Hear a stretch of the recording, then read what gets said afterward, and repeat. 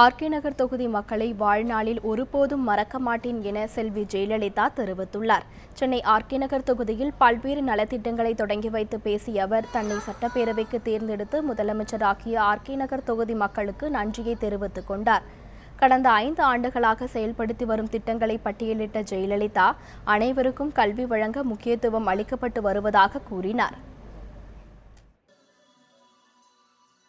இன்று உங்களையெல்லாம் இங்கே சந்திப்பதில் நான் பெரும் மகிழ்ச்சி அடைகிறேன்.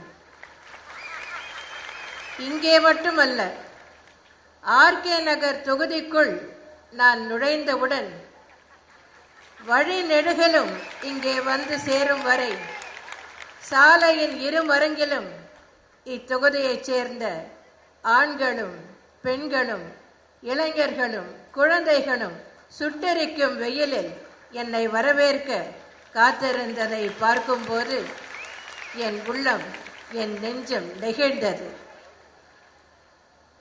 ஆர்கே நகர் தொகுதியை என் வாழ்நாள் முழுவதும் நான் மறவேன். இத்தொகுதியை சார்ந்த மக்களும் எனது நெஞ்சில் நீங்கா இடம் பெற்றிருக்கிறீர்கள்.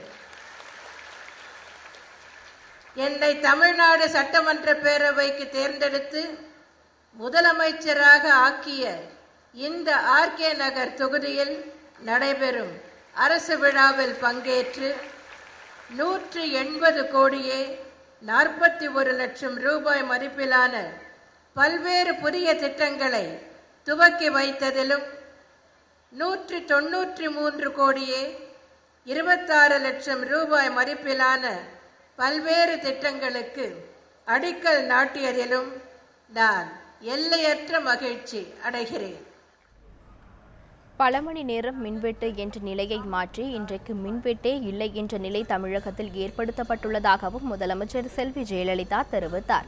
எவ்வித அச்ச உணர்வும் இன்றி மக்கள் நிம்மதியாக வாழும் வகையில் சட்டம் ஒழுங்கு பேணி பாதுகாக்கப்படுவதாகவும் அவர் கூறினார். பல மணி நேரம் மின்வெட்டு என்ற நிலையை மாற்றி இன்றைக்கு மின்வெட்டே இல்லை என்ற நிலையை தமிழகத்தில் எனது அரசு ஏற்படுத்தி உள்ளது.